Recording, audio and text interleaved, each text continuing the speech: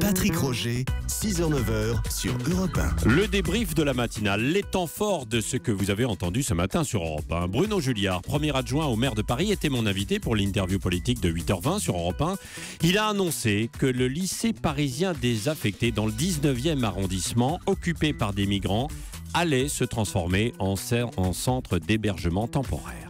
Nous souhaitons, dans les tout prochains jours, les prochaines semaines, transformer ce lycée dans un centre d'hébergement d'urgence temporaire en y maintenant les migrants qui sont présents aujourd'hui dans ce lycée pour faire face à la demande conséquente de places dans des centres d'hébergement d'urgence. Alors, ça durera probablement plusieurs mois, voire même plusieurs années. Pourquoi ? Parce que nous allons accueillir d'autres migrants qui vont arriver en Europe. Nous devons faire œuvre de solidarité.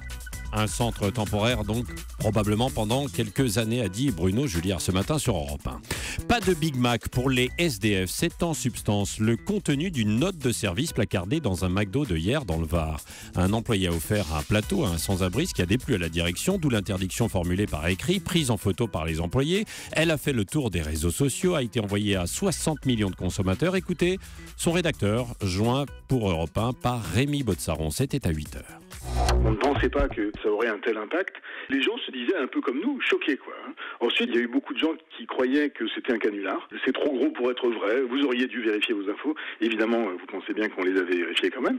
McDonald's aux États-Unis a réagi très très vite en disant on ne peut pas menacer quelqu'un de licenciement tout simplement pour avoir fait un geste de générosité quoi. Le bras de fer continue entre le groupe de Tarnac et la justice. Le parquet a fait appel de la décision de la juge d'instruction qui voulait abandonner le motif de terrorisme.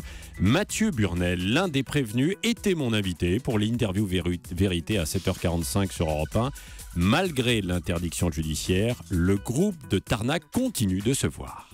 Oui, tout à fait. Premièrement parce que nous sommes amis, et ensuite, si on avait arrêté de vivre au lendemain de nos arrestations, la vie aurait été infernale. Ça fait 7 ans et demi qu'on subit. Enfin là, nos proches ont été pour certains mis en garde à vue, tout le monde a été mis sous surveillance. Enfin, grosso modo, ces gens essayent de nous pourrir la vie depuis environ 7 ans et demi. À partir de là, si on s'était arrêté de vivre parce que ces gens-là avaient décidé de nous pourrir la vie, ça aurait été assez triste. C'est crucial pour nous de continuer à faire ce qu'on a toujours fait et de continuer à vivre malgré les petits caprices de l'antiterrorisme français. Elle fait plus de 2 mètres de haut, pèse 200 kilos. C'est une porte d'immeuble à Nice qui a tout bonnement disparu. Un vol étonnant, les habitants de l'immeuble n'en reviennent pas. Écoutez leur réaction au micro de Brigitte Reynaldi, c'était à 7h sur Europe 1. J'étais ébahi, j'ai dit mais c'est pas possible. J'ai dit mais attendez, on n'a jamais vu ça. Voler une porte d'entrée d'immeuble, il n'y a pas de précédent. C'est époustouflant. On mesure le toupet, le grand toupet de ces gens-là.